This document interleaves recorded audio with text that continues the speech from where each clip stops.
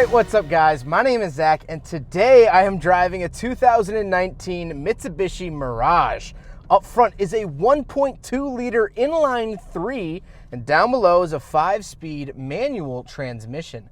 Now I am super excited to be driving this here Mirage because I've always found these very interesting. I think this is one of the last truly affordable, truly economy cars that you could buy here in the United States. And luckily you can still buy one here in 2022 brand new. But before we get on to the rest of the video, I do have a website, zackpradel.com, if you'd like to buy stickers, submit your own vehicle to be reviewed by me, or check out my behind the scenes blog where I post behind the scenes content. But let's get back to that 1.2 liter inline 3. It makes about 78 cute little horsepower, which is not a lot to be fair. However, it pays off with fuel economy. The owner, Chris, tells me that he gets about 40 miles to the gallon in the city and 45 miles to the gallon on the highway, which is just superb, especially from a non-hybrid. Those numbers almost seem fake. But when I do want the power and I put my foot into it, nothing's really there. However, let's talk about the transmission. It's a 5-speed manual transmission,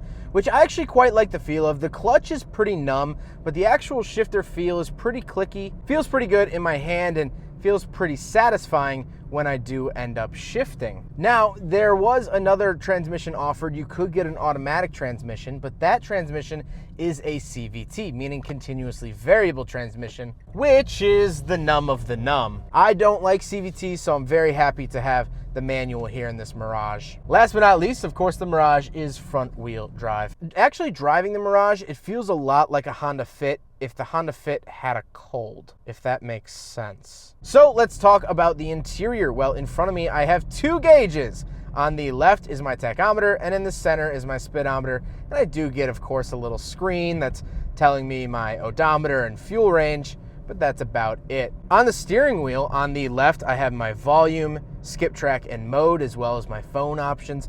And on the right, I have my cruise control options.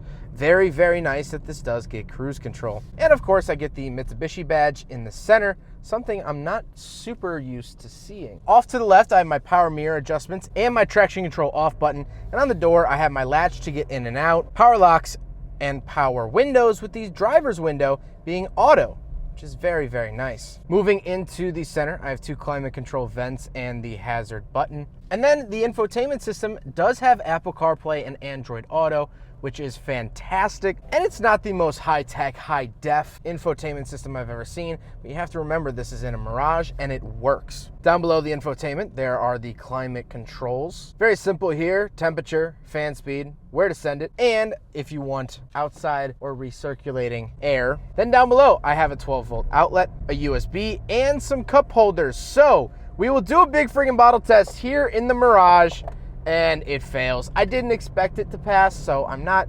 particularly heartbroken, but still, it's always sad when a car doesn't pass. Then we come to the shifter itself. Very, very basic, very obviously basic. It's this thick rubber, plasticky shift knob, nothing really too interesting, but exactly what I expect. Then I do get the handbrake / parking brake, and then the seats, again, very basic, but they're not too bad. They're not uncomfortable. I'm not displeasured in any major way, so I can't really hate on them. But speaking of seats, the Mirage is a 4-seater, so let's go do a backseat review. All right, so we're in the back of the 2019 Mitsubishi Mirage, and honestly, I'm kind of shocked about how much space is back here. Now, is this a Rolls Royce?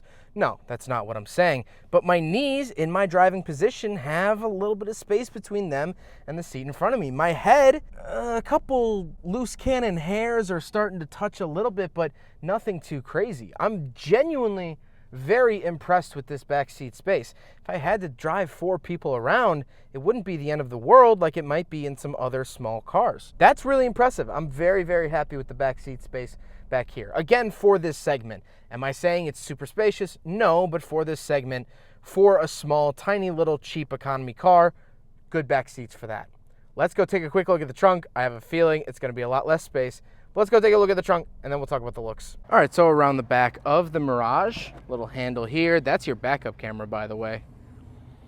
And yeah, not a whole ton of space. Although, to be fair, more space than I would have thought, and more space than like a Fiat 500 or something of that nature. You do get this tiny little privacy cover as well. And these seats do fold down if you do need the extra space. But honestly, it's not bad. I'm very impressed with how they packed everything in here and still left some space for the back seats. Very, very good for an economy car. Now we gotta talk about the looks. And I actually like the look of the Mirage. I think it is kind of sporty. I think it's kind of spry. And in terms of an economy car, I think economy cars have made leaps and bounds past what they were in the 90s and even the 80s. Yes, this is an econo box, but it's not that boxy. And while this Mirage is finished in Starlight Silver, I think other Mirages actually have way more interesting colors, like Kiwi Green, Thunder Gray, Sapphire Blue, Infrared, Cloud White, Plasma Purple, and Mystic Black. Plasma Purple being my absolute favorite. I love that color, especially on the Mirage. Something else for my viewers south of the border in Mexico, you might recognize this car as the Dodge Attitude.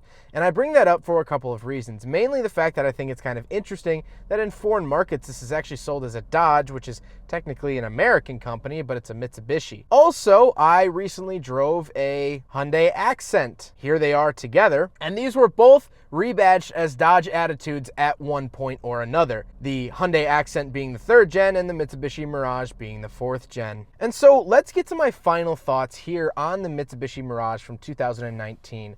I was so excited to drive this. Does this live up to my expectations? And at the end of the day, yes, it does live up to my expectations because I didn't set my expectations too terribly high. This is affordable, reliable transportation. Chris, who owns this, is serving in the military and is currently on base. He doesn't have to go too far. He's not going on road trips all the time.